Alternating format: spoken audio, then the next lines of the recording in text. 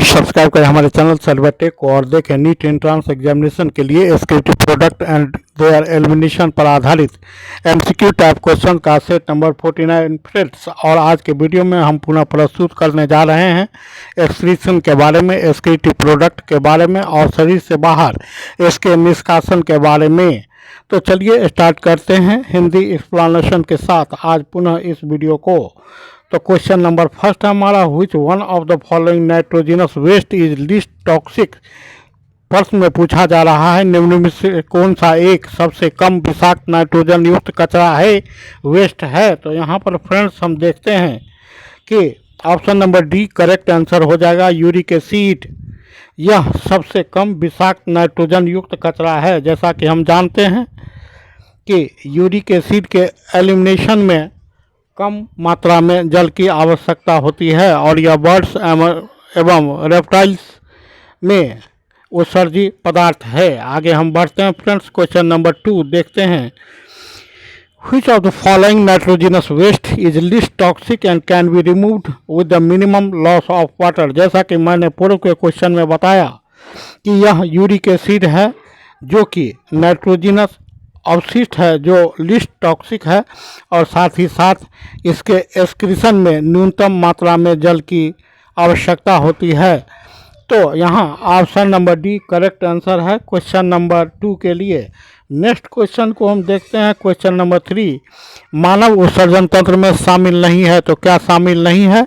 तो वेस्टिब्यूल शामिल नहीं है। जबकि मानव उत्सर्जन तंत्र की हम बात करें तो यहाँ पर a pair of kidney, a pair of ureter और वन यूरिनरी ब्लैडर और यूरेथ्रा की आवश्यकता होती है। वेस्टिब्यूल इसका अंग नहीं है, पार्ट नहीं है। तो friends option number B correct answer है क्वेश्चन नंबर 3 के लिए। नेक्स्ट क्वेश्चन है हमारा, the production of urea and uric acid is because of. Urea और यूरिक एसिड का उत्पादन किसके कारण होता है फ्रेंड्स? तो option number C correct answer है, terrestrial adaptation for conservation of water के लिए होता है। क्या? तो यूरिया और यूरिक एसिड का उत्पादन। नेक्स्ट हम देखते हैं friends, question number 5। How much litres of the blood moves through the kidney every minute. प्रति मिनट किडनी से कितना लीटर ब्लड मूव करता है या कितने लीटर ब्लड का फिल्ट्रेशन होता है। तो यहाँ ऑप्शन नंबर सी की बात करेंगे, 1 litre of blood moves through the kidney every minute. Option number C is correct answer for the question number 5।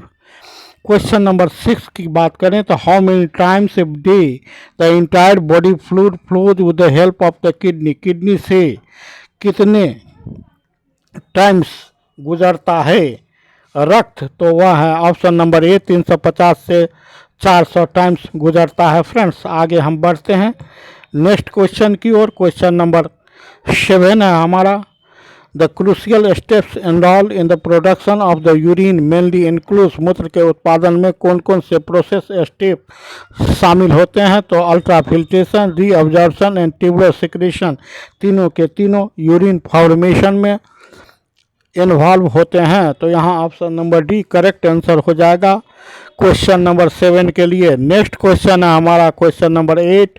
Which are the blood vessels that help in the rendering and removing the blood from the glomerulus. Glomerulus से में कौन से blood vessels रक्त को लाने और रक्त को ले जाने में मदद करते हैं? तो यहाँ पर बात हो रही है ऑप्शन नंबर बी की, afferent arteriole and efferent arteriole are 2 types of the blood vessels which carry blood and which take out blood from the glomerulus।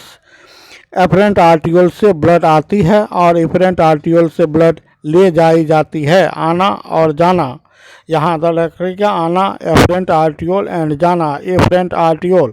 So here option number B is correct answer for the question number 8।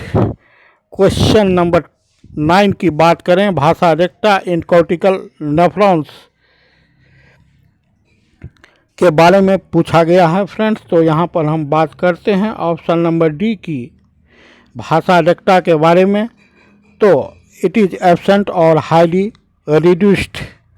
आगे हम बढ़ते हैं friends, question number 10 को देखते हैं। The concentration of which plasma electrolyte is not regulated mainly by the kidneys. तो यहाँ पर हो जाएगा बाइकार्बोनेट, और इसे आप वन लाइनर बनाकर याद रख सकते हैं। The concentration of bicarbonate electrolyte is not regulated mainly by the kidneys। Next question की बात करेंगे, क्वेश्चन नंबर 11। जक्सा मेडुलरी नेफ्रॉन के बारे में निम्नलिखित में से कौन सा कथन सही है।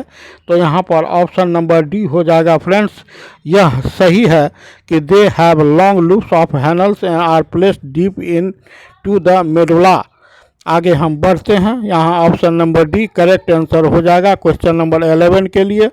और क्वेश्चन नंबर 12 की अगर बात करें, कौन सा हार्मोन ग्लोमेरुलस से पुनः अवशोषण की प्रक्रिया को प्रेरित करता है। तो वह होता है वैसोप्रेसिन हार्मोन या एडीएच हार्मोन या एंटी डायरेटिक हार्मोन, जो ग्लोमेरुलस से पुनः अवशोषण की प्रक्रिया को प्रेरित करता है, इनिशिएट करता है, स्टिमुलेट करता है। इसे एडीएच के नाम से भी जाना जाता है। और जैसा कि हम जानते हैं कि यह न्यूरोहाइपोफाइसिस और पोस्टेरियर लोब ऑफ पीटीटी से स्रावित होता है। आगे हम बढ़ते हैं फ्रेंड्स, क्वेश्चन नंबर 13 की बात करते हैं। Which hormone influences the activity of the kidney. Kidney की एक्टिविटी को कौन सा हार्मोन प्रभावित करता है, इन्फ्लुएंस करता है। तो वह है ऑप्शन नंबर सी वैसोप्रेसिन। तो यहाँ पर वैसोप्रेसिन और एल्डोस्टेरोन दोनों की बात हो जाएगी।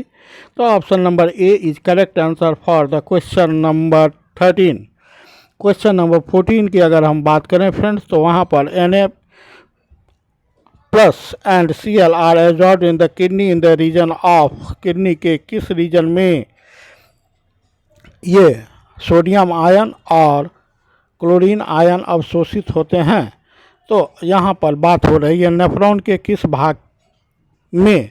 तो यहाँ पर हम देखेंगे option number A correct answer है। Ascending limb of the Henle's loop में सोडियम आयन और Cl क्लोरीन का अवशोषण होता है।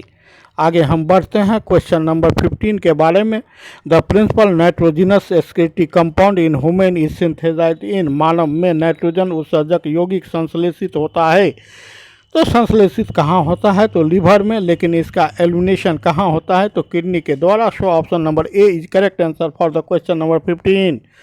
नेक्स्ट क्वेश्चन नंबर 16 की हम बात करेंगे फ्रेंड्स। यहाँ हम देखते हैं angiotensinogen is a protein produced and secreted by liver cells. Option number A is correct answer for the question number 16। Next question की हम बात करेंगे, question number 17। Blood which leaves liver and passes towards the heart has higher concentration of। तो liver से जो blood निकलता है उसमें किसकी मात्रा अधिक होगी, सांद्रता अधिक होगी, तो वह होगी यूरिया की। Option number C is correct answer for the question number 17।